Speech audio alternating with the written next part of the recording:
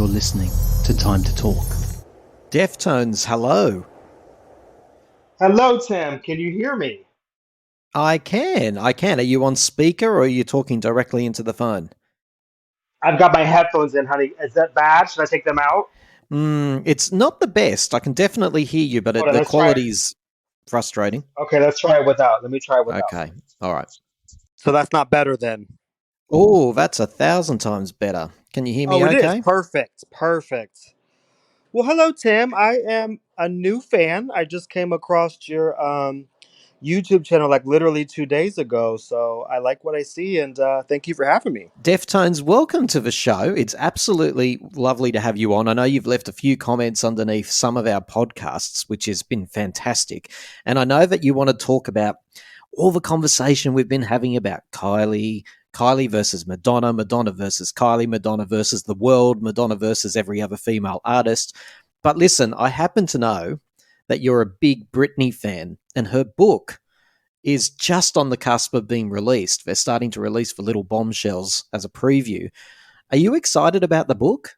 Honey, I've had it pre-ordered for 3 weeks. Excited is an understatement. What I'm upset about, though, Tim. I'll be honest. I'm upset about the leaks. I don't. I feel like if you're a diehard, right, and you've been with her since I've been with her since the very beginning. If you've been with Britney since the very beginning, and you're a diehard, and we're not getting any new music at this time, this is the next best thing. And honey, for the media to leak the story about why she shaved her head and the story about her and Justin is just very. I don't know. It's upsetting to me because I wanted to read that as a fan on my own. I didn't. I Now, wanted to be. Deftones, I have to say, I don't want to accuse you of naivety, but they're not leaks, my friend. They are deliberate previews that the management team, that the marketing team are putting out there. So it's all part of the Oh. strategy, you see. Okay. Okay. Well, I don't like the strategy. How about that?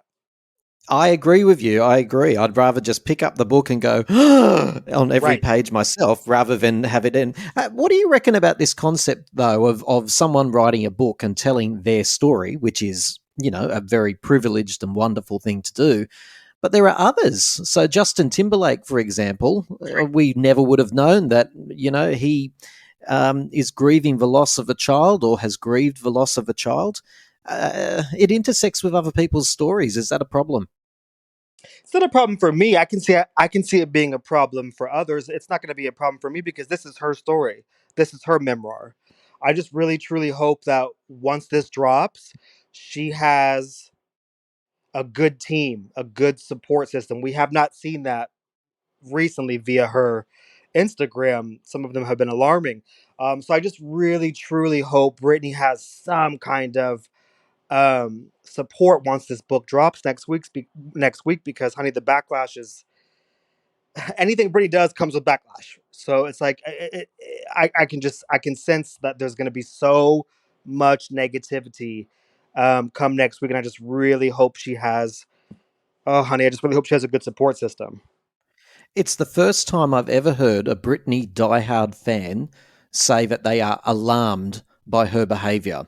It doesn't seem to matter what Britney does. That can't be Britney true, fans Tim. will say, that's normal. Oh, that's fine. Oh, that's just what she does. Britney is a vulnerable person, and you're the first fan I've heard to say that you are alarmed by some of the stuff that she's put out. Is she strong enough to release this book and tolerate and be resilient to the inevitable backlash and the noise? No, and what's that's funny. That's so funny that you say that because listen, e- I I mean, there's so many Britney fans who say they're diehards and but you have to call a spade, Tim. The videos are kind of alarming, and I'm not talking about I'm talking about while she was still with Sam. Like some of the stuff that she would post would just be very alarming, and this is before the knives incident. And it's funny that you say that. I'm the first person to say that they uh, feel alarmed because, honey, everybody here in Florida, I mean, at least the gay circles that I'm in, all of us are worried. All of us are worried, and all of us are mega fans.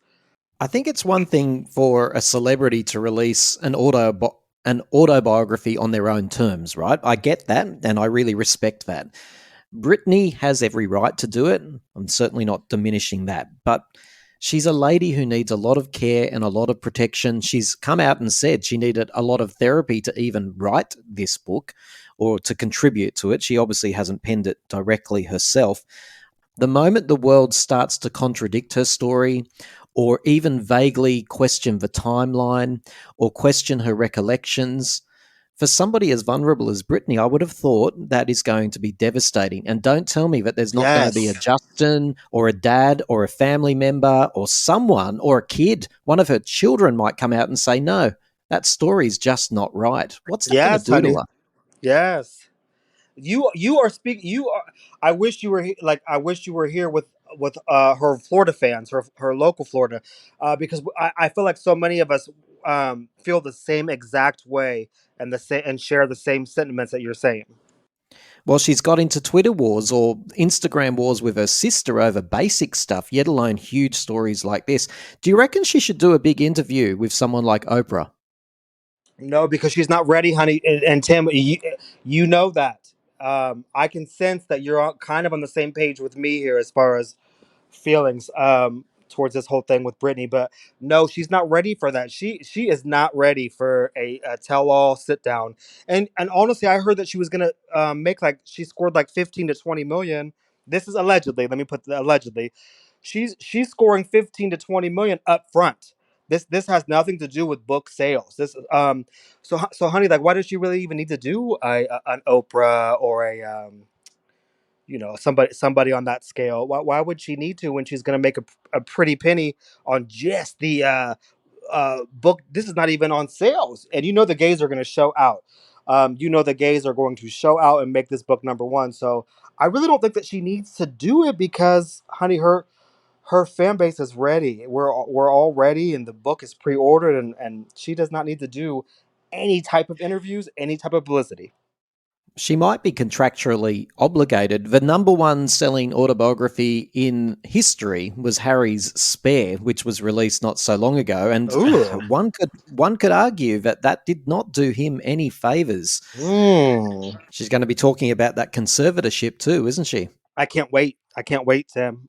That's the biggest, and I hope to God that there's no more stuff that drops about that said period of her life, because that's the most fascinated. And I think the majority of us are right. The majority of us want to know what what her what her side is on 2007 through 2009. Yeah, I can't wait. I previously have spoken about my objection to the people that were part of the Free Britney movement. Okay. And Mhm. let me just explain a little bit about that. I Okay. objected to it because people are not put into care and protection for no, weak reason. There's a really strong reason.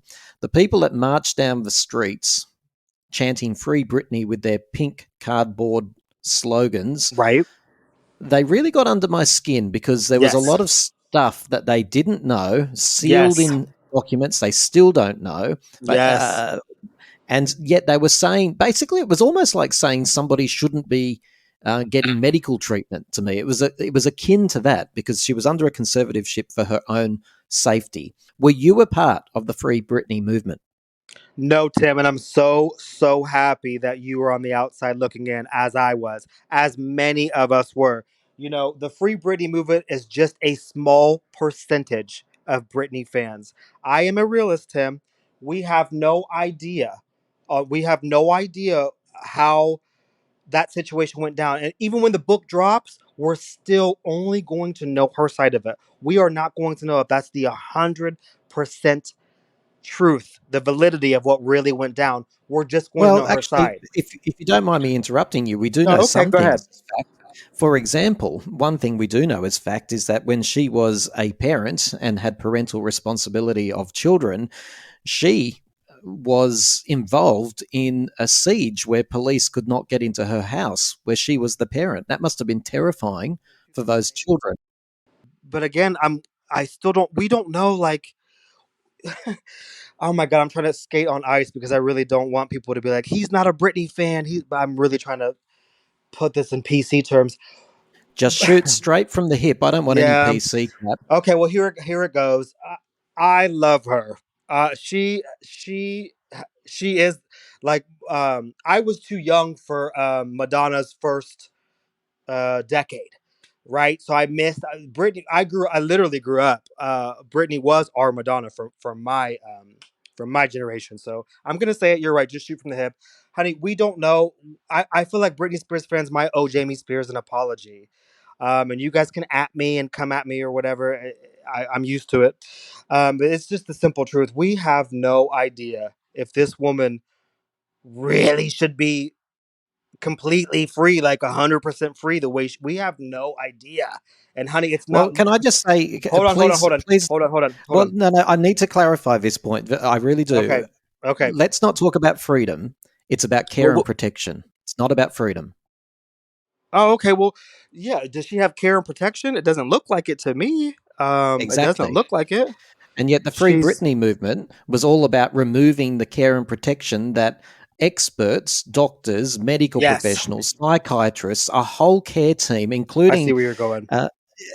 they put a care and protection order in place for her, and yet people marched down the street. Now, look, does that mean that people weren't taking advantage of her? Probably they were. Probably the dad wasn't being completely, but I don't Right. know all the facts. What I do know is that as a parent, she placed those children in some unsafe situations. And the second thing I know is care and protection orders are only put in place when someone is at risk of causing harm to either themselves or to others. So if you're a Right. Britney fan and you're saying get her out of that conservatorship without knowing exactly why she's in it, you are a disgrace. 100% agreed. And I'm so happy. I was scared that you were going to feel the exact opposite and attack me for my opinions, but I'm so I happy that don't attack people, Deftones. That's not my style. I'm glad that we're on the same page. You're right though. Yeah, I said that incorrectly. We shouldn't talk about her actual free. Of course she should be free. But yes, this is now abandoning, like you said, all of the care that she had in place. All she at this point now she just takes their opinions. She doesn't have to listen to them. She doesn't have to go to therapy. She doesn't have to be on medication. So yeah, it's a very scary time to be a Britney Spears fan. We cannot, we can't deny that. As much as we love her, it's a very scary time Now, right I now. want to make sure that I declare I am a Britney fan as well, a Oh, I huge know. one. I I actually know. I saw adore your. her. I think she's the I did my research. sweetest. She's the sweetest, loveliest girl. She really is. I wish I was in her life. I'd love to wrap my arms around her. She really scares and upsets me, actually, even as I think about it now. She needs so much beauty and compassion in her life. But I Yes. am a Britney fan who can be real and say this is a lady who has extreme problems with relationship to the point where I wouldn't be surprised if clinically she has reactive attachment disorder because she has sabotaged every relationship in her life. Would that be fair to say? I would be 100% fair to say. I feel the same. Yeah, I feel the same. And all we can do, Tim, in this situation is just support her from afar and just, my God, just hope that she can get a really good support system going here. And uh, It's it's. funny, though, that you and I have all these concerns, but we'll both be reading the book. I don't know how I feel about myself about that. Ethically, I'm challenged. Did you buy it? I'll be buying it. I haven't got. Do you know why I don't pre-order things? Just as a complete aside, I don't pre-order things because every time I bloody well pre-order a phone or a book or something I really want, I end up getting it after everybody else. So I refuse to Oh. pre-order anymore. It's like everyone else rushes to the shops and gets theirs, and mine is still on its way according to the tracking. So no, I don't pre-order, my friend, but I will be reading it on day one. But the main reason you got in touch was, of course, stemming from a conversation we had with Sonny, or as many people call him, Gloomy, because he had some terrible things to say about our Kylie Was it Minogue. Some terrible? terrible things. Was it terrible, Tim? Well, is calling somebody a second-rate Madonna Yes, honey. basically? Yes, honey. That was a poor choice of words on his part. Yes. Well, I just thought robbing Kylie of her own identity was a little bit below the belt. But I mean, you've listened to Sonny. I'll give you a free kick here. What did you make of the whole conversation where he I mean, was basically saying Madonna is Jesus and the rest of the world are disciples? I mean, he didn't lie. He didn't lie about most of it. He did use a poor choice of words to um, say Kylie is a poor man's Madonna when honey Kylie. You saw my comment. I'm not gonna rehash it, but Kylie's Kylie is in her own lane. They're in two different lanes. But overall, I thought the he had a little extra sass towards certain comments that he made, but he didn't really tell many lies though, did he? He just kind of was really harsh about his delivery.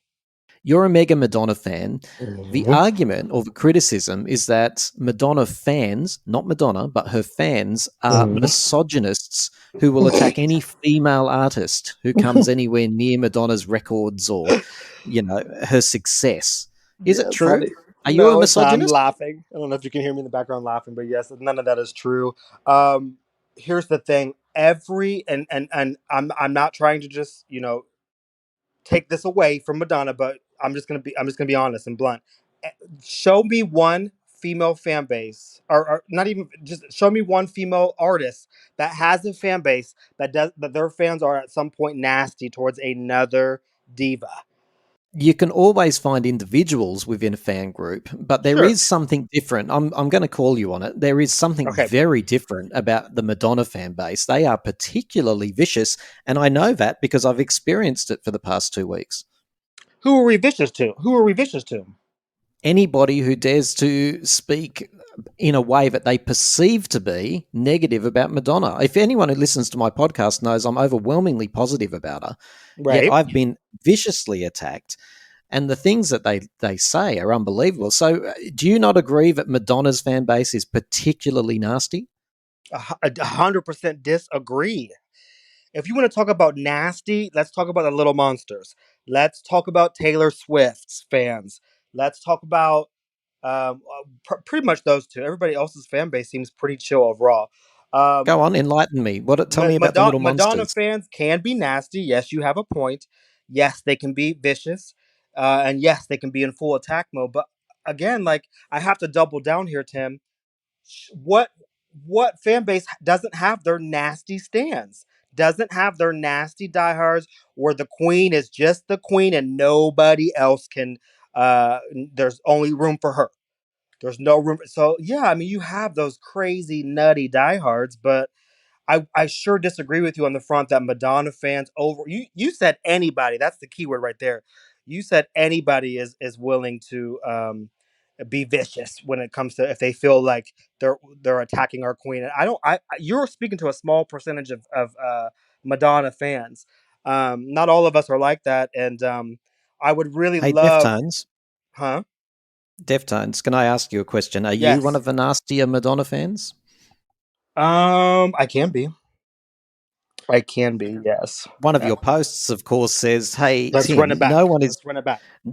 no one is jealous of Kylie Minogue and her 1,000 person capacity only concerts."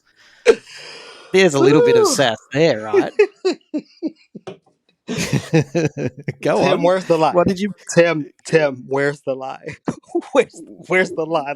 Where's the lie? Where's the lie? Kylie Where's the doesn't lie? work in 1,000 person. Oh, if you're talking about the Vegas shows, but I mean, she's sold out Yes, honey. arenas You around the tried world. it, honey. Honey, you tried it with the whole I heard the whole interview twice, sir. You tried it with Sonny with the whole how does it feel when to know that Madonna hasn't sold out her shows. Well, honey, Madonna's performing in 20,000 capacity arenas when your girl's performing in somebody's local basement where you would see, honey, Yeah, I know local bands from my high school that perform in uh, uh, capacities that are well above 1,000. It's this is a choice. It's not that she can't sell out more than hmm 1,000. This is a choice. Madam hmm X was in small venues too. That Why would you was a choose, choice. Tim? No, hold on, Tim. If it's a choice, and it surely is, why would you choose to play in a shockingly small venue that is like a house that's like a house band type of You have just exposed your ignorance of Kylie history right there, because Kylie is absolutely famous for loving the intimacy. All right. And do you want an education here, Deftones? Yeah, I'll let's give you do one. it. Let's do it. Started back in about 97, 98 with the intimate and live shows. Now, could Kylie have done bigger stadiums at that point? Absolutely. What did she want to do? Connect with her fans. What did she do when she did the anti tour, which I advise you to go and look up because it's something Madonna should consider doing? She wanted to connect with her fans in small venues. She wanted the intimacy. The same with the Vegas residency, my friend. And I would argue the same concept with Madam X. So Madonna has also done the same thing. It just seems that you've missed the point of the smaller venues. No, Tim, I feel like I feel like I didn't miss the point. I feel like you're just making excuses for your girl that she can't. She has to do small, very small personal venues. I know All she right, so can't. I let's know just she make this can't do. really clear. Hold on. I know she can't do. She won't sell out arenas in the U.S., honey, because barely anybody knows her here. And the Tension album reflects that. It spent 1 week. Madonna's It not spent selling 1 out week. arenas in the US. There's tickets left in every single city. Madonna's not selling out arenas in the US, my friend. But, Have you been honey, on Madonna.com lately? yes, There I is have. not a single. Yes, No, I have, there's honey. There's plenty of tickets. let the listeners know the truth. There's not a single stadium sold out in the US. Not yet, Honey, at least. you just said the key word, Tim. Stadium. Your girl's playing in a basement. Of course, her tickets are going to sell out. There's only 1,000 seats in that basement. She Why wants to are get you it. so jealous of Kylie at the Oh moment? my God, Tim.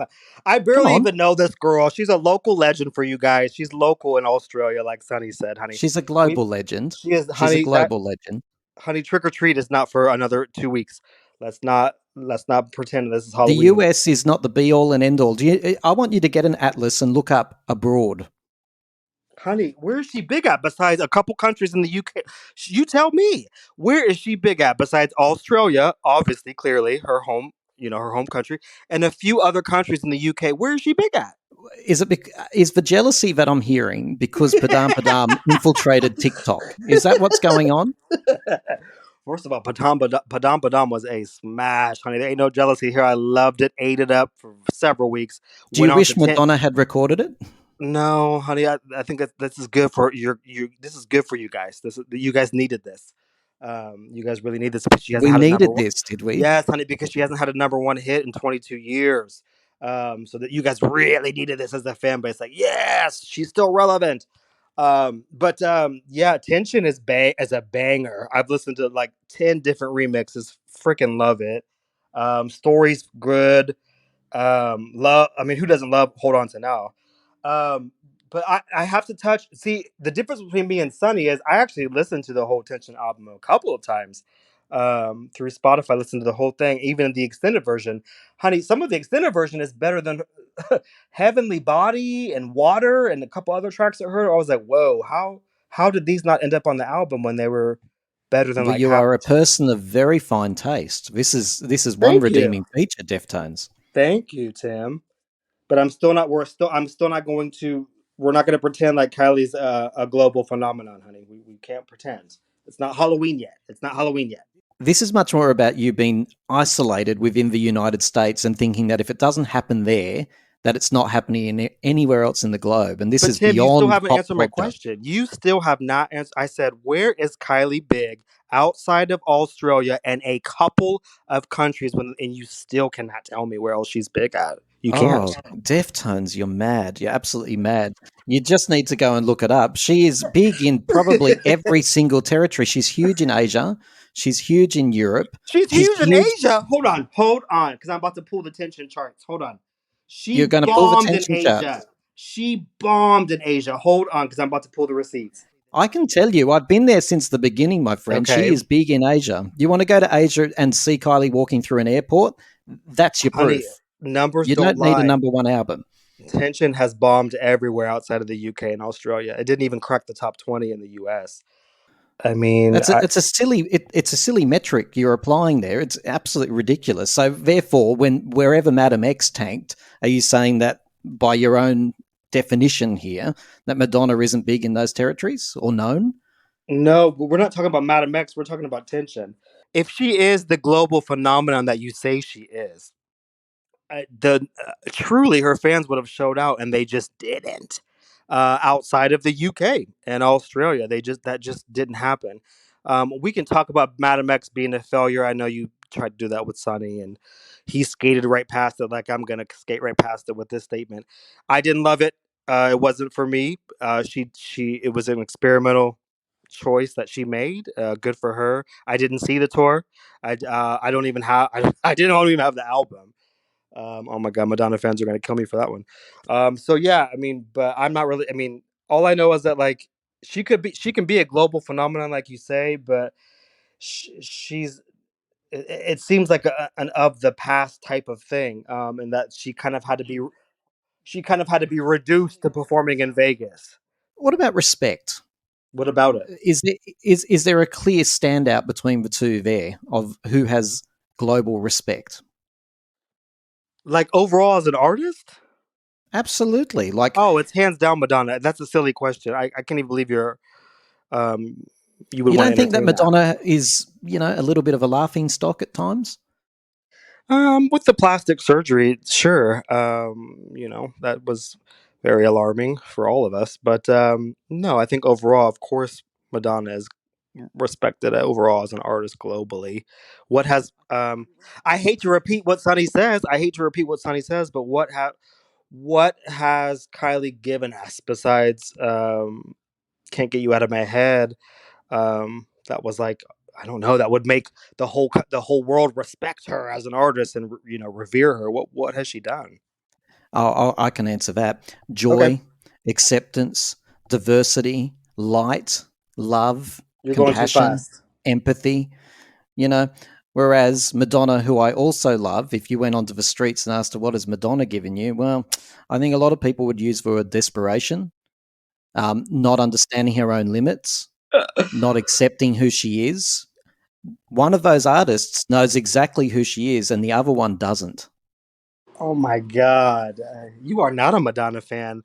Um, wow, I've been with her since the beginning, my friend, how could you make as such you a have been. statement like that? Madonna is very confused with her identity. And just like Britney, that doesn't mean I'm less of a fan. Those two She's people are confused with her grappling. identity, or she just wants to feel young and youthful again, honey. You tell me, if you were 65 years old and you had the money to get plastic surgery. Now, granted, that first couple sets that she came back with was truly disastrous. But I saw the highlights from the first 3 nights. She looks great. So what? She wants to look young and youthful again. What? Who would? If you had the money to spend, would you want to? Would you just stay looking old and wrinkly or would you want to? Would you spend the money to have a fresh face and look good? I don't. You can't blame her at all for that. She has the money. She looks fantastic. I've never criticized Madonna for, whatever she does to her appearance, not once, but that's a symptom of a deeper issue. Madonna has a very confused identity. She has a sense of panic and always has, even when she was in her 30s. That was the first time I identified it. This race against time, which must be very deeply rooted to the death of her mother. I did not know you were a man of many hats, Tim. This is exciting. You're a podcaster and also a psychiatrist. I did not Yes, know well, that I can you were. diagnose you if you want. It starts with J and ends with S. I love her. But This is the thing, and you just practiced exactly what I see from Madonna fans all the time. I said and what something was that? a little bit negative about Madonna, or that you perceive to be negative, and all of a sudden you're not a fan. Because you act like you know her personally, like you are her doctor and her therapist on payroll. You are her psychiatrist that you can sit here and say she's confused about her identity, or she's whatever you were saying. It's just you don't Deftones, know be her. honest. Be honest. The real truth is none of us know her. Do you think that she's confused about her identity? Do you think she worries about who she is and her legacy? No, No? no, not at all. Not at all. She just wants to feel youthful again. She wants if she is just wants to look and feel her very best, and if that means going through some plastic surgery, then so be it. But no, I don't think she's confused about a damn thing. I think that you're just kind of confused and want to make this narrative because I don't know. Kylie's coming out of the woodwork with her new album. Kylie, who's She's been coming out of around the since wood. She's coming out of the woodwork 1987, with a new album. she's finally come onto Deftones' radar, everyone. This is a very exciting moment. Kylie And is honey, coming out of the that's woodwork. very, very true. I All right, help me barely work knew on a who she solution. was. Before we part ways, how do we solve this? Because we don't want Kylie fans and Madonna fans to be at war and hurling conical bras at one another. We don't want that to happen. Well, the resolution has already taken place. Kylie is doing her local show in Vegas, and Madonna's performing in arenas. So there's really no resolving it. You know, Kylie, like I said earlier, Kylie's in her lane, Madonna's in hers. We shouldn't compare them. We should never compare them. Oh, give me Madonna a break. fans, No. You told me you're a straight shooter, and now you're saying we shouldn't compare them when you've just we spent shouldn't. 25 minutes doing so.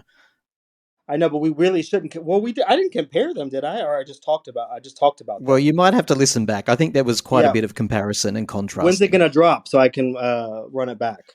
I'm looking forward to you listening to it. But I mean, look, Yeah. and I also just don't agree with that concept. A lot of people are saying that. Don't compare them. Don't compare them. Don't. Well, that's just, Like Jay-Z said, I'm offended when you like Jay-Z said, I'm offended when you compare me to anybody. That's how that Madonna's well above Jay-Z. So that's well, gonna be Madonna's statement. Jay Z is asking for the human species to completely do an about turn. You know, since the beginning of time, we have compared and contrasted the people that we respect and admire. It will always happen. It's natural, and anyone who says that we shouldn't be doing it isn't damn fool. Well, I mean, what I would like for our next meeting, Tim, because this didn't happen tonight, and we're gonna part ways. I would like to get that Gaga stand that's in your comments, that was trashing Madonna fans. That's what maybe we can get him. Maybe we can get like a three-way conversation. I would love to talk to that person. So, look, it sounds like we're not going to resolve all this, though, Deftones. But it's been interesting talking to you, though. Well, let's get me on. Well, let's get me on the Britney podcast when we do the book. Once the Britney book drops, we'll get you back on, hopefully with a few other fans, and we can talk about the revelations. And do all you Sounds can, good, Tim. Deftones, do all you can to avoid the spoilers in the meantime. Yeah. Yes, you too, sir. You too. We'll talk soon. Thanks for having me. Coming to you from the mountain fortress of pop culture.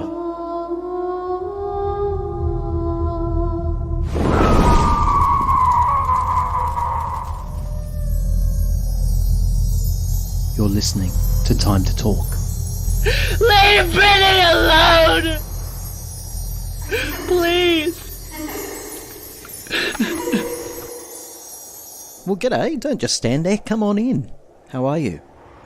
Welcome to the fortress. Can I offer you a cup of tea? Oh, sorry, you've brought your own. Plastic. Shouldn't be doing that. Hey, there's so much going on in the world of pop culture, isn't there, at the moment? Britney's book. It's about to come out any moment, and I'm terrified to read it. Are you terrified to read it? Any other autobiography, you know, written by a ghostwriter, I'm more than excited about. But with Britney, I genuinely worry that she won't be able to be resilient to the fallout, because inevitably people say, that's not how it happened, that's not how it was, and I don't think Britney can just let that go. I think it would really pierce her soul, and I think it could do her damage, so I'm worried about it. And then if I'm going to be very selfish and think only about myself, it puts me in an ethical dilemma, because every time I flip the page in this book, I feel like I'm reading something maybe I shouldn't be. Why am I contributing to this? Why am I creating a market for it? And then I'm so proud of Madonna. I feel like this celebration tour is just like, don't get me wrong, it's spectacular, but there's a humility about it. There's, unlike what I thought might happen, and you can go back and listen to some of the predictions we made, I've been totally wrong. She is not trying to be outrageous. She's paying homage to herself, but she is not being outrageous for the point of being outrageous at all. She's just doing what she's always done, and she's doing it bloody well. I'm so proud of Madonna. There's something about her at the moment, some acceptance, humility. I'm not really getting my words right, but there is something different about her, and I couldn't be prouder. I'm so happy for her, and she's just going to be able to make her way around the world doing this show and doing it bloody well and wowing the fans. And how happy are you? How happy are you? I see these photos outside the stadium, inside the stadium, during the show, after the show, and they fill my heart with love. You know, you've got your arms around one another and you're there. You know you're at a historical event, and love is love is love is love. It's beautiful. And for those of you who are going the extra mile and sending me messages about what you thought of the show, and pictures and photos and videos and audio clips, I can't tell you how much I appreciate it. It makes me feel like I'm part of it, even though I'm on the other side of the world. Hey, and this weekend, guess what we have to be excited about? The Tension remixes have dropped. I think there's 4. Did we already have an extended mix? I think we did. I think we already had like the longer version, which is like whatever, who cares? But we've got 4 remixes. Look, they are perfectly done in the sense that no matter what type of fan you are, you're going to have one of these remixes is going to stand out for you.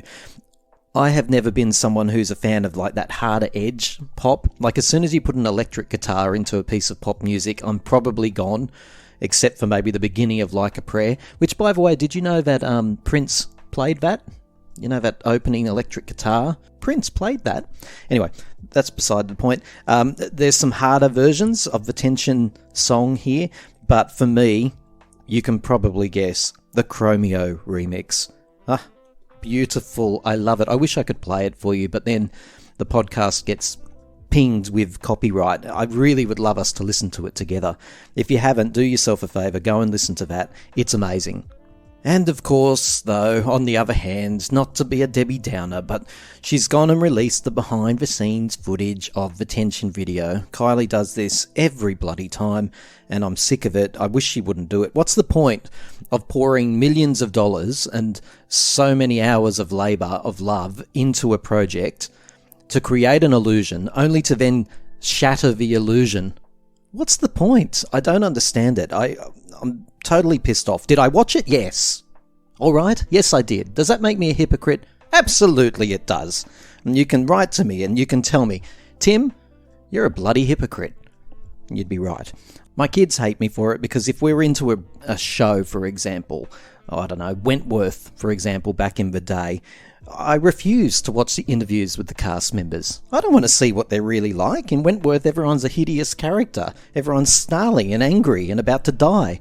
I don't want to see the actress sitting there on some sort of actor's chair with their hands there and their pretty nails, smiling, talking about how much research they put into the part.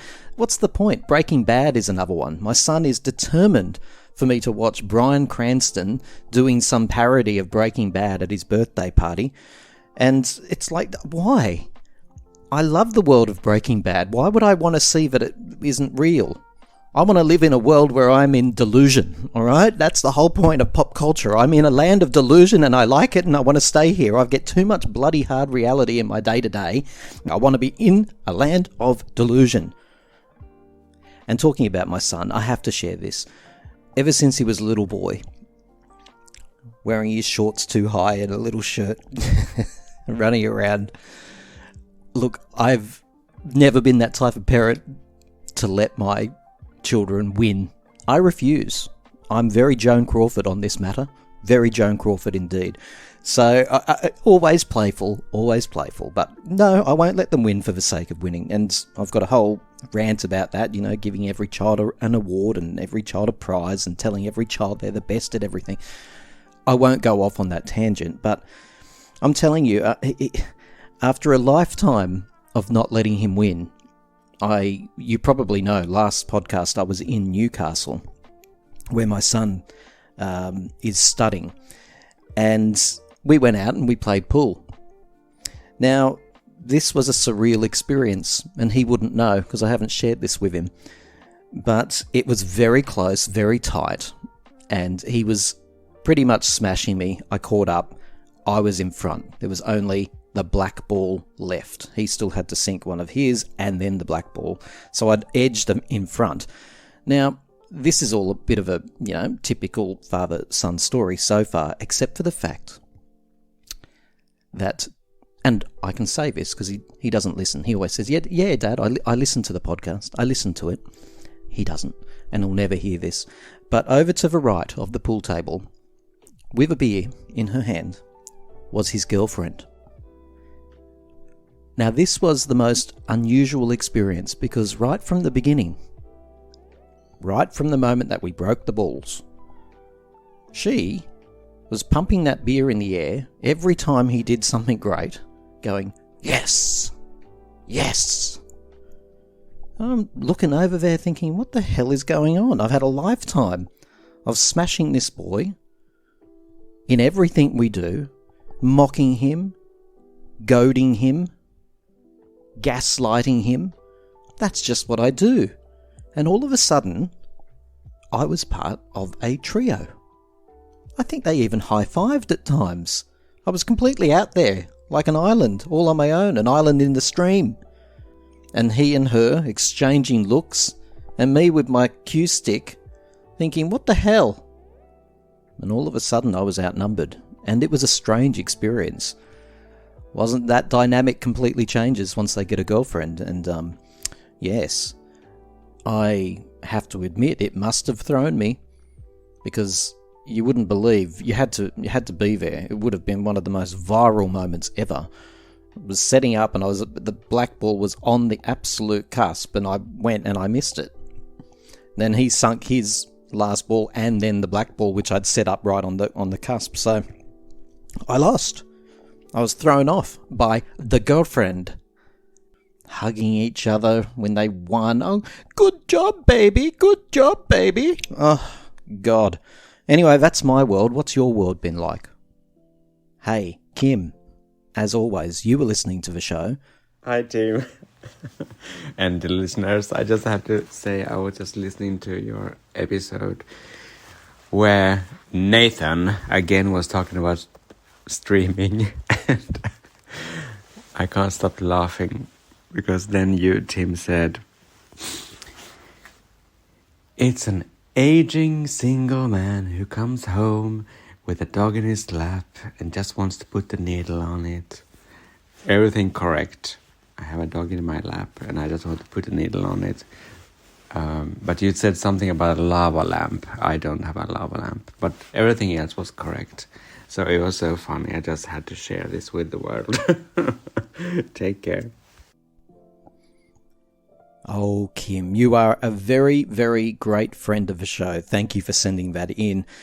Now, remember, this is your show. This is the fortress for all of us who are keeping pop culture alive, okay, which is getting harder and harder every week. So please do contribute.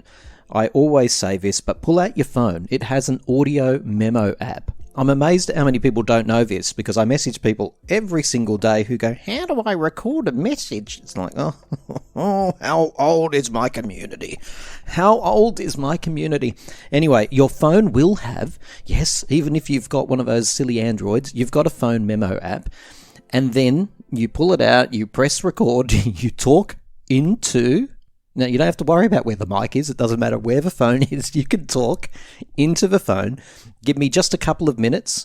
I know some of you like to send me 20, 25 minutes. It's really hard, my friends, when you send that long. I love hearing what you have to say, don't get me wrong, but it's really hard to put that into the show.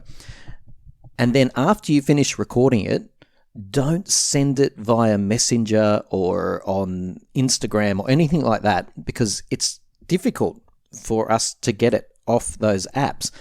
Just hit the share button in your audio memo app and then hit the email and send it to our email, which is very easy, timetotalkaustralia@outlook.com.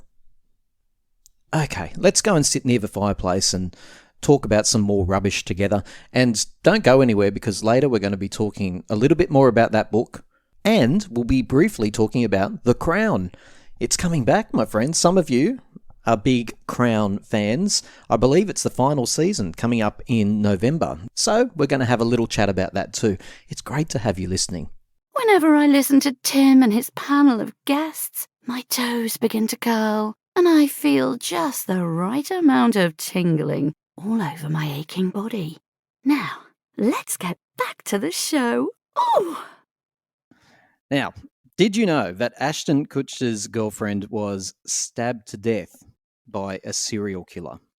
Or that Shirley Temple and other child actors of her time were forced to sit on blocks of ice if they misbehaved on set? I wish Mother was here. And did you know that Betty White is literally older than sliced bread? If I had a dick, this is where I'd tell you to suck it. Tonight we're looking at pop shockers. We go behind the colourful veil of music, TV and film to expose some of the little-known facts and stories that pop lovers like us don't typically hear about. Lee and Paula are with me here in the fortress. Hello, friends. Good evening. Lee, listen, you and I have done this for a while. Pop culture it's usually all glitz, it's all glamour, it's smoke and mirrors, but behind the scenes, sometimes that's where you find the real juice, right? Spackle over sandpaper is what they say. Spackle over sandpaper. I love it. Yeah, that's it. And Paula, you've dug up some dirt for us tonight too, and Lee, you have, and I have. We're about to plough through it. What was it like looking for the dirt? Well, I found it a little bit conflicting. I'd come up with an idea, and then I'd get a better idea, and then I'd get a better one again. So it was like I was like, oh yeah, I'll do this. So I actually spent a fair bit of time doing research. So it was basically a lot of fun. Well, I try to stay away from anything that I like because I don't want to be disappointed. So I don't want to find out that my favorite members of a band hate each other and are only doing it for the money. So I've stayed away from anything that could make me tearful. You didn't want to take the glean off something you loved. Like you didn't want to find out that behind the scenes of Mrs. Doubtfire there were knife fights between Robin Williams and the Flying Nun. No, I didn't. That would make me sad. Yeah. That would make me very sad. Yeah. All right, I'm going to kick us off. Like, there's stuff here that I reckon most people will probably know, but it was news to me, I have to say. Did either of you even know in the first place, this story gets a bit deeper, that Mia Farrow was actually married to Frank Sinatra? Yes, I knew that. But as it turns out, even though they got married and divorced, they remained friends every day. In fact, the quote that stands out to me is that every day, Frank, who was very distrustful of most people, there were 3 people he spoke to every day. Mia was one of them. Okay, so wow, yeah. But so here's the thing, though: when she found out that Woody was having an affair with their adopted daughter Sun Yi, I think it is. Yep. She was, beside herself. She actually turned to Frank. She turned to him and he offered, that listening ear and that compassionate ear. But Lee, what do you reckon Frank might offer above and beyond a bit of compassion and a listening ear? Oh, I don't know. How old was... Because I'm thinking she must have been very young when she married him. She was. He must have been quite... he must have been not in the first flush of youth, I wouldn't have thought. It's a bit strange. It's always the way, isn't it? Just like Elvis, Frank, they all married 16, 17-year-olds, didn't they? I wonder if it was the whole father figure thing then. I've just Googled it, and he was 30 years older than her. Oh, wow. Goodness. Well, it doesn't She was 19, and he was 49 when they married. Wow. Okay, 19 and 49. Mia goes to Frank and is, maybe like the father figure, I suppose you're talking about there, Lee. But he gives her a cuddle and then he goes off and gets her a surprise gift. He tries to take out a contract to get Woody whacked. Oh my goodness. Yes. So, and this is absolutely true. He goes because he has links famously to the mob, and there are all kinds of documented names in the story I'm telling you here, which I won't go into. But just generally, he approaches mob bosses, and he's like, first of all, I want him kneecapped. But he goes a step further. No, I'm actually going to, and she testified to that in court, by the way. She took it back and said, no, I was only joking. And that's because her solicitor stood up and went, say no more, Miss Farrow. So she shut up. But as it turns out, he got a lot more, he was looking for a lot more than a kneecapping. He actually wanted Woody rubbed out. And he approached the mob bosses, but the mob actually acted with some ethics back then, and they were like, we're not going to set that sort of precedent. If we're going to start knocking people off for going and having affairs, then we're going to lose our reputation. That would be terrible for our image. Yes. I don't know what film it was, but he'd thrown a bit of shade, as they say, at Frank Sinatra by, in one of his films, there was a character, and it was an aging loser musician who was over the peak of his career and pretty pathetic. And apparently that character was based on Frank Sinatra. So I'm sure that would have infuriated old Blue Eyes as well. Wow. Well, I don't have anything as dramatic as that, but I have a little bit of information about Kylie's amazing "Can't Get You Out of My Head," that song that was like number one all around the world. So is that the Gold Hot Pants one? No, it was the one with the on the rooftop in the car. Well, she wasn't on the rooftop in the car, but she was in the car at some point. And I'm quite thinking, what videos? So originally, it wasn't supposed to be her song. I always assumed that it was written for her, but it wasn't. It was written by an artist called Kathy Dennis, who was a pop singer in her own right. But it was offered to lots of different people who turned it down before it was offered to Kylie. So it was offered to a pop group called S Club 7. Did you ever have those in Australia? Did they make it over? They did. Yeah. Club. I won't show you how. Yeah, something like that. Yeah, so they offered it to them, and they didn't want it. They also offered it to Sophie Ellis-Bextor, who is a British pop star. Heard her on the dance floor. Yes, she didn't want it. So it was played to Kylie. So she was like looking for songs for her album, and they played lots of different songs. And she was like, when they played I Can't Get You Out of My Head, she was like, I want it. I want it now. And insisted that within 30 minutes, she was recording it. And the rest is history. Completely I did not different know that. version too, Lee. The one that the demo was the one that she toured on a Night Like This tour around Britain and Australia. That's sort of like the demo-ish version, and I remember listening to that in Sydney. And to my shame, I thought not much of it. I thought, yeah, it's all right. But then when I heard the produced version, geez, that was slick. But yeah, all these people knocked it back. How? Although they would probably be beating themselves up. But Kylie turned up Toxic as well. Turned down Toxic. I believe so. Yeah.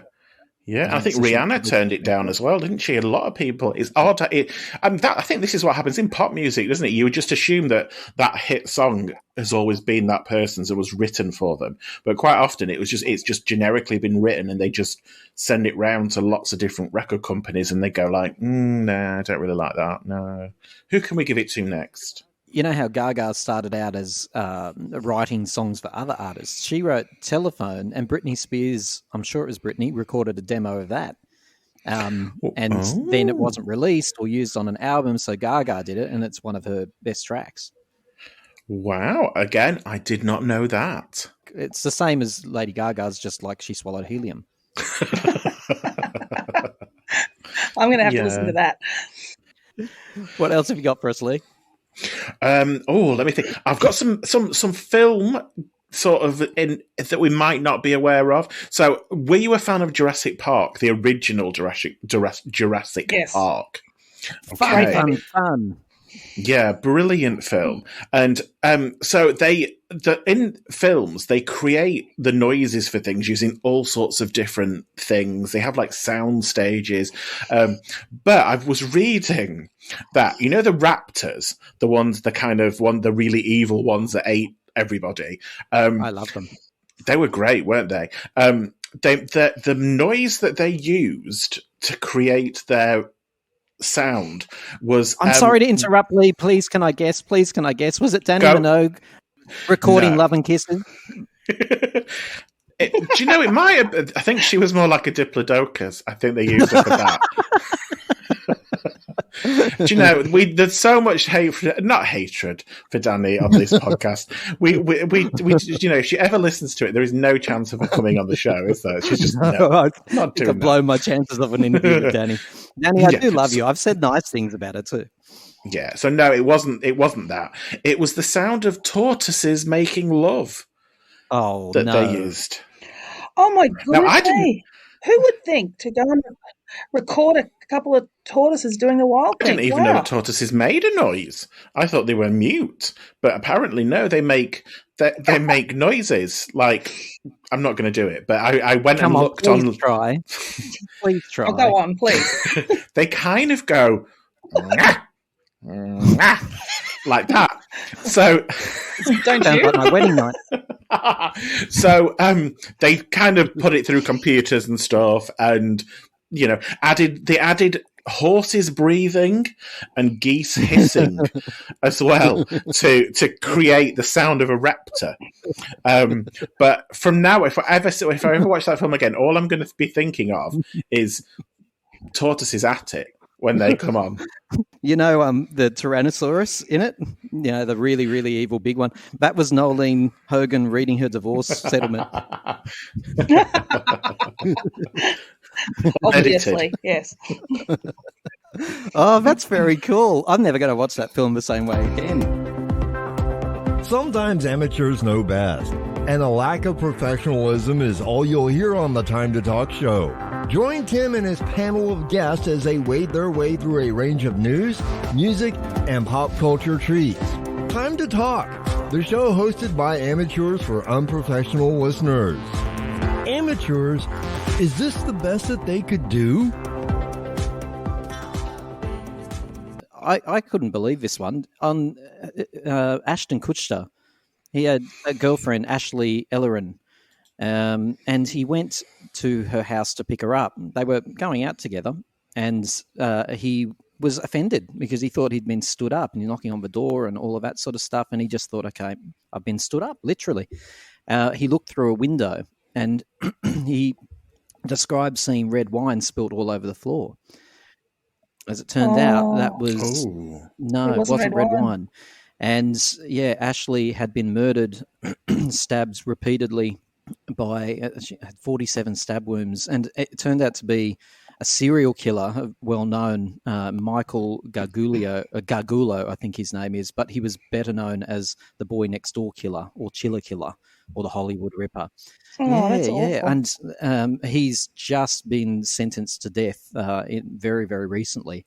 But yeah, that's not good.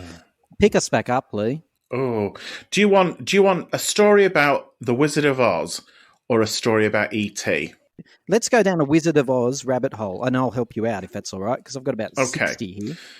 So, did you know that in the scenes where it was snowing, they used asbestos as snowflakes? Because apparently in the United States and Europe at the time, everybody used these kind of asbestos flakes to create fake snow. So that kind of scene where the snow is coming down is asbestos. On the Wizard of Oz, I mean, that's shocking to be... Anyway, look, lots of those weird things happened in industries back then when we didn't know better, I suppose. But Shirley Temple was originally slated to play Dorothy in The Wizard of Oz. Oh. Okay, because she was the massive popular star, wasn't she, at the time? Absolutely. And the dog who played Toto in The Wizard of Oz, I like this one. I shouldn't. He earned more than any of the Munchkins. You're kidding. Oh.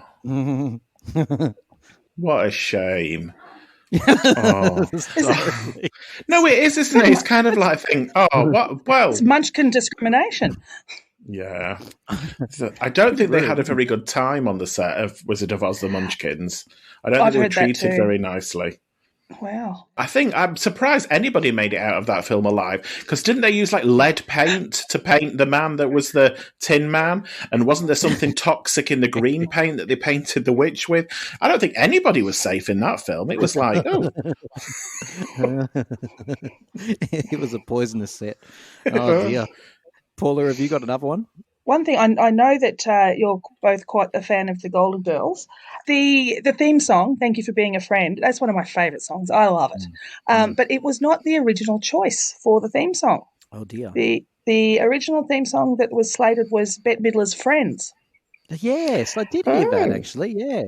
Yeah, but apparently the licensing fee to use it was going to be so extreme that they went with little-known singer Andrew Gold's song "Thank You for Being a Friend," which, as I said, it's just an amazing song. I love it. It's a great song, but it would have been nice. I'm still glad that there is a Bette Midler link to the Golden Girls somewhere. Yes. That makes sense to me.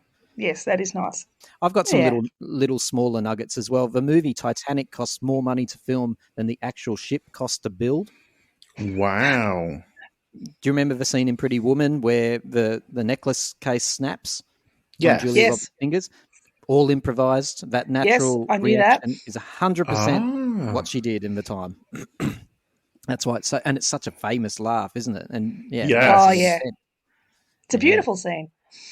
And in The Exorcist, you can go and look up the stills if you're that way inclined.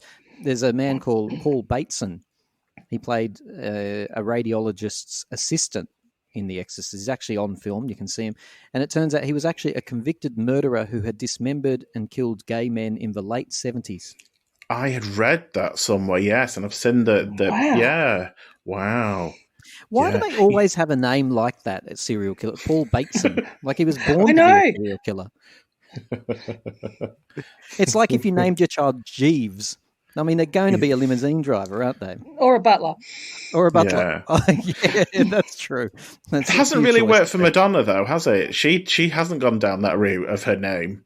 She's gone completely the opposite direction. She has. She reinvented it. Yes, that's true, as she tends to do. Lee, you're going to tell us about some more film trivia. I am, yeah. E.T., one of my all-time favourite films that I can watch over and over again. But originally, it was going to be a very, very different film. So originally, Steven Spielberg was going to produce a filmmaker called John Sayles' script called Night Skies, which was about a rural family invaded by aliens that could kill with a touch of their finger. So E.T. was originally going to be an evil killer with a killer finger, but then then he decided that he was going to go down a more family friendly route and did E.T. But the idea that he kind of had, he kept and then made Poltergeist out of it. I'm not quite sure how he made Poltergeist out of it because I don't think there's any killer aliens with fingers in that one, but. Perhaps I missed that, but yeah, and that I was like, oh, wow. Can you imagine, Lee? So Steven Spielberg, he's sitting there in a fancy leather chair with his cigar and his spectacles and a little lamp, and he's reading the script for E.T. And people are killing each other, and the family's been massacred, and Drew Barrymore's lying dead on the floor. Oh, she was so cute in that movie. He puts it down, he stubs out his cigar, and he goes, "I'm going to ask for a rewrite." Yeah, I'm not feeling that's exactly how it played out. Do you know, here's another fun fact, that E.T., the actual, what it ended up looking like, was based on my grandmother. Is that so? Really? Well, that's what our family says anyway. We assume that they got hold of one of the photos. And, there you go.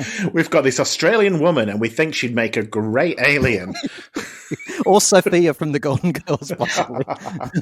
Well, when he has the wig on at some point, when they dress him up for Halloween, there is a bit of a Golden Girls vibe about him. Do you not think? Yeah, I can. Yes, there is. I can see that. And talking about the Golden Girls, Betty White is literally older than sliced bread. Oh, isn't that wonderful? She turned all potty mouth, though. I think to get the laughs these days, she has to go on late night talk show and just. But there's nothing funnier than a really, really old lady saying really rude words. If I had a dick, this is where I'd tell you to suck it.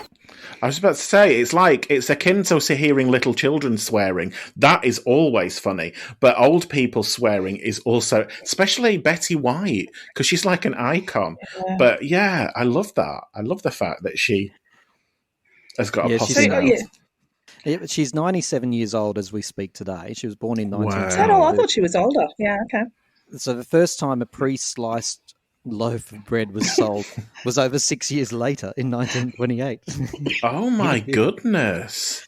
So what do you That's reckon, Lee? Should we be, amazing. you know, when people say it's the best thing since sliced bread, should we change that? Update It's the it? best thing since Betty White. It's definitely. Yeah. Yes. I'm going to do that. Okay. Were both of you fans of the film The Bodyguard? I wouldn't say I'm a Yes. fan, but I've seen it, and it's a good movie. I had a feeling Lee would go, yes. But Yes. Probably more the Paula's a soundtrack good than the film. It's a great soundtrack. Okay, obviously propelled Whitney Houston to fame, but get this. They were going to make a sequel, and this is not just speculation. This is the real deal. They were in talks with Princess Diana to play the lead female role in Bodyguard Yes. 2. No I way. heard that, yes. It's a real thing. Costner himself has confirmed it. He said that he was explaining the plot would have involved the character protecting Diana from stalkers, the paparazzi, before their relationship eventually turned romantic, as it does, because that's what females tend to do. They need to fall in love with the masculine, the man who knows all. He said a first script for the project arrived on his desk the very day before Diana died in her car crash on the 31st of August, 1997. Wow. But I don't think that should have ever been made if what happened hadn't happened. That was exactly. I nearly said something really inappropriate then, and I edited myself in my head. I nearly said that would have been a car crash, and I stopped myself. Oh, Lee. But no, it should never have happened. That wouldn't have been good, would it? No. Well, who knows? She might. I mean, look, she was very theatrical. She loved it. Remember that time she went out and did Uptown Girl on stage? Yes. Really Prince Charles hated that. Oh, he did. Yeah. And she made, she I don't know if she danced with John Travolta. She did, yes, absolutely. She was very elegant. Oh, she was beautiful. Costner recalled that he and Diana had discussed the film in some detail, and this is the quote from him. I just remember her being incredibly sweet on the phone, and she asked the question, are we going to, hang on, are we going to have a kissing scene? And Costner she said it in a very respectful, nervous way because of the way her life was governed. And I said, yeah, there's going to be a little bit of that, but we can make that okay. I would have liked to have seen, like Whitney coming in at a certain point and going, "He's mine," and them having like a massive fight, like a dynasty style fight in a fountain and everything. Yeah, fake this slaps. uppity white woman in my house for. I don't care if she's royal. I'm the queen of the night.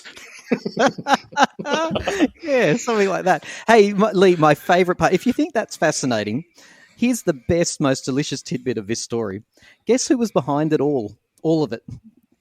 Was it Betty White? It was Sarah Ferguson. Fergie. Oh. Who else would it be, right? Who else would it be?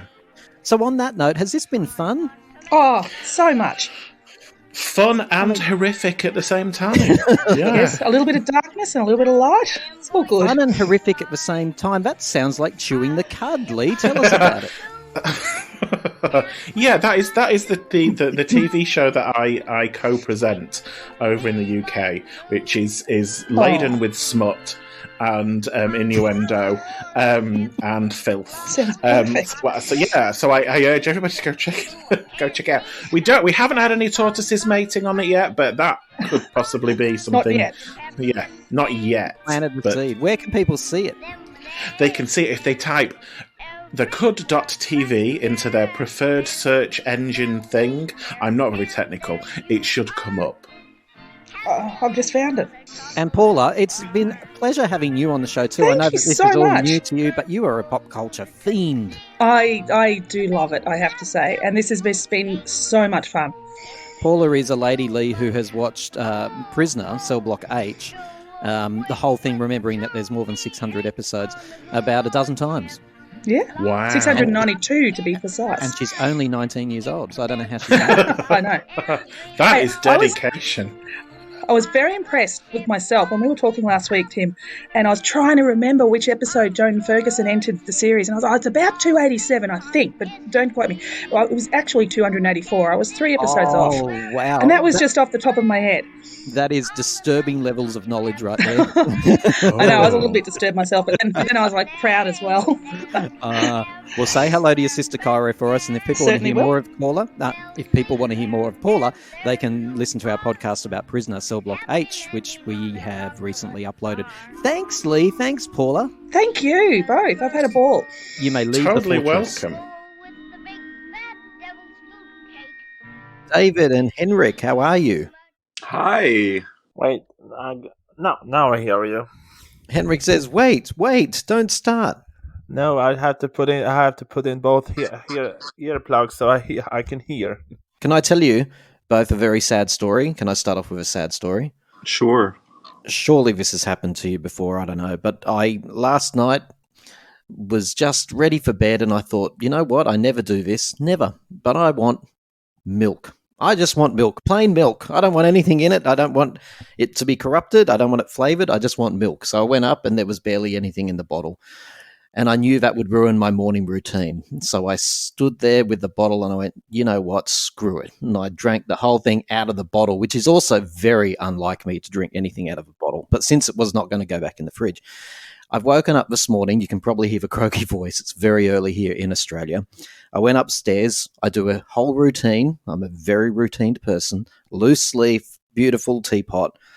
Did the whole thing, and then while it's brewing, I go and do the 2 or 3 chores that I have to do every morning. Came back, poured the tea, and guess what? You can guess it, Henrik. You know where this story's heading, don't you? No milk. No milk. That's right. It's a sad story. So I'm sitting here with an overly brewed for milk tea, and it's very, very bitter, a bit like Madonna's soul. Oh, the shade is knee deep. I don't think that's a sad story, Tim.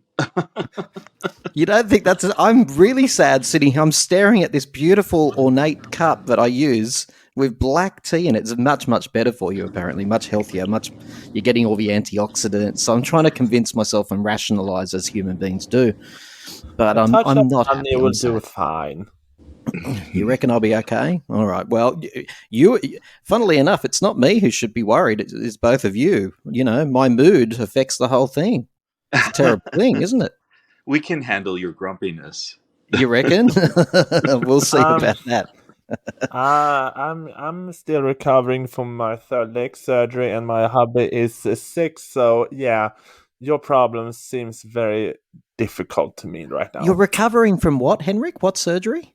I have done my third leg surgery, and I'm preparing for the 4th. So, oh, you poor thing. Okay, well, thanks for making me feel incredibly bad about myself now. I don't know what you call it in English, but it's the thing that, no offense, older women had with the very visible veins outside on the veins. Yeah, I have done it for a 3rd time now. Wow. Hang on. So can I ask, is that a health issue or a vanity issue? Do you have to get rid of them for health reasons or because you don't like the look? Both. I mean, I cannot exercise properly because my legs feels like bricks. So, and I get very tired. So yeah, both for vanity and for health reasons, I have to do it. So yeah, I'm in 6 months. I'm scheduled for my 4th time. So. Oh wow. David, do I need to edit out the tea story now? It just seems wrong. I mean, you probably won't because you love sympathy from your listeners. So I get none. Believe me, I get none. Hey, look, we're here to talk about 3 quick topics today because there is so much going on that we just have to cram it all in. It's like, what a time to be a pop culture fiend. It's so exciting, but we can't start any podcast at the moment without talking about the Celebration tour. As we speak, people are sending me photos from the stadium. I don't think she's quite got on stage for show number maybe 4 or 5 now. So what's your take, David, on the Celebration tour so far? I know you've sent us a little something that we'll be putting in this podcast, but briefly, what's your general take? Yes, I sure did send you a little snippet. Actually, as the days progress, I'm finding that there's a little more positivity than negativity, and I tell you, her fans are standing right by her, and there's been a lot of positive reinforcement in terms of obviously her set list, which I think is fantastic. Just her incorporating her children, which is really sweet, and the fact that she's been a little more warm and fuzzy on stage. I love that about Madonna. Yeah, I'm finding this, Henrik, to be quite a modest show. Like, nobody's talking about that. I haven't heard the word used. And when I say modest, I mean humility. She's not as obscene as she has been in the past. It's still got its shock value in there. I've still seen the crudeness, but nothing by Madonna's standards as far as I'm concerned. What are you making, Henrik? You've been excited by this tour too. I mean, I saw photos posted online, and I saw little snippets, clips here and there. But I tried to avoid as much as possible. But I watched the photos and clips and be like, "Damn, I want those tickets now." So I mean, I'm gonna say you still got the Madonna vibe, but she has tied it in with a little bit more style, a little bit. It's more polished with the touch of the erotica of Madonna. So I was like, I have to go and watch this in 2 weeks. Well, I know you've got your tickets, Henrik, and she's limping her way over to your side of the continent very soon, apparently. So you should be starting to psych yourself up, I bet. Yeah, I mean, what I've seen about the concert, it's beyond my expectations of what she has done, and she's gonna do the hung up songs. I was like, yay! People were just dying for her to come out late. They were dying for her to come out late. She comes out late once out of the 4 or 5 shows so far, and she's been crucified for it. Yes. Well, actually, it was Sunday night. It was the second night where I came across a couple articles where the fans were saying, "Come on, we spend good money on you. Just get on stage a little earlier." Because when you completely cut off the encore, 4 songs, you end on Rain. And I was doing a lot of research, and I tell you, her fans stand, and I'm a huge fan too. But everyone, you know what? She gave us 2 hours. We're still happy. We're still satisfied. So people are giving her a free pass. I would not be happy if I missed a Madonna encore. That's for sure. You're one of the harsh ones. See, look, she still gave a full show. She can choose what's in the show. People go, she left 4 songs out. She left 4 songs out. Well, not really. She did the That's 4 the different encore, songs the night Tim. before. Oh, was it the encore, was it? Well, that's a problem. Yeah. Hey, but David, hear me out. I mean, look, you've got to feel for her. Before the show, as her car pulls up at the venue, it takes her 20 minutes to maneuver her leg out of the car these days. You've got to give her some grace. I'm usually the hard one on Madonna. Now you're taking my place. I love it. It works. I'm staying busy with other things. So, but I when I see something, I'll be like, no, I don't want to see it. I don't want any spoilers. I want to give my fold. I mean, I want to see it for the first time when I'm there in Stockholm, October 20 in 10 days. I was like, I want to see it for the first time. Don't give me any spoilers. No. Well, as I sip my bitter tea, feeling bitterness about the fact that she's not coming to Australia at all, I'm going to segue us into a very interesting topic, Britney's book. Now, it's not often that a superstar like Britney releases a tell-all memoir. What are you hearing, David, about Britney's book, and do you care? Well, I've been a fan of Britney since the beginning, and I've always been a cheerleader for her because she's a sweet soul. I do care. I feel what just came out yesterday. One of the biggest tidbits on the book pre-release is the abortion she had with Justin. Oh dear! And this girl's damaged. She's had a lot of crap, and I think a lot of people have taken advantage of her talent and just threw her to the wolves. I worry about her mental capacity and the future for her. I don't want her to end up dead in 5 years. I mean, look. I mean, there are some parts of her career I'm very interested in to read. I mean, the Justin Timberlake allegations that David talked about come out yesterday. I was like, Wow. And then I remember she was saying that her biggest regret was the I'm a Slave for You performance with the big yellow the big snake. And I want to read about that. I mean, the woman who was in the 20s, in the early 30s. I mean, I saw the passion, I saw the sparks, I saw the fire, but then I see her perform for a few years ago. I was like, everything is robotic. I don't see any passion in your eyes. There's nothing there. I want to see what happened. Henrik, she's been under every drug under the sun. The downfall for me is when she married Jason Alexander, and then they had that marriage annulled, and then she met what's his name? Hello, Kevin Federline, and from then on, that's when it just seemed to, she had her babies young, and she was still in the spotlight, and then she was partying with Paris and Lindsay, and then it just all started spiraling from there. And the shaving of the head, and obviously on every drug under the sun, it's gonna warp your mind.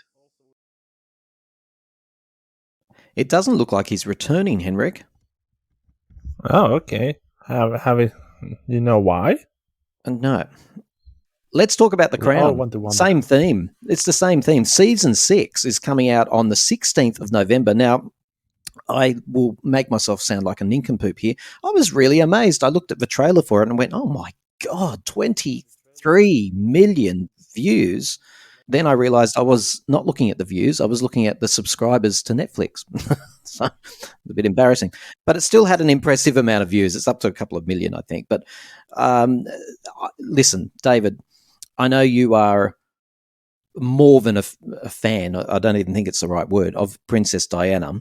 I have to be honest with you, Tim, because I watched the first two seasons and a little bit of the third. And honestly, because I am such a huge Princess Diana fan, I waited in line 3 hours at the British consulate here in my city after she died to write in her book a special passage I wanted to write to her and her sons. So yeah, I guess you would call me a mega fan, but I couldn't bear to watch what they were going to write about her, portray her. So I've watched snippets here and there, but I couldn't do it. Wow. Yeah. And all my friends and family, they're like, you're the biggest fan. How could you turn your back? I'm like, because I would say probably 3/4 of it is rubbish. I can't. And I look, and Diana had her flaws, absolutely. But there was no other woman on the planet like her. And I don't think we'll ever have anybody like her again. Why do people watch The Crown, do you think? I think it's just a whole fascination with the royalty. I mean, the thing is that if you're gonna compare, I think our Swedish royalties in Sweden, I think they are more open to the public with our king and with our royal couple, and then we have Princess Victoria, who is next in line to the crown on the throne. I mean, I think the British royalty are more mystery. You don't know anything about them.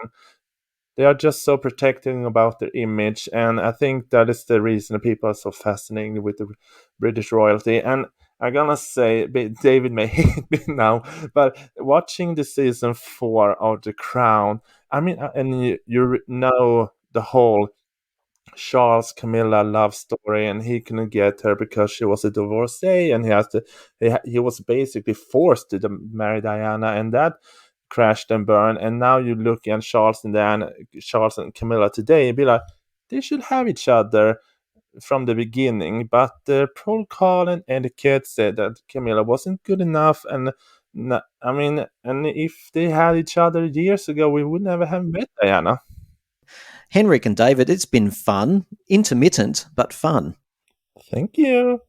As always, it's been an absolute pleasure having you here in the Pop Fortress for a little while. Please send us a message, timetotalkaustralia@outlook.com. I'll see you next time. Take care.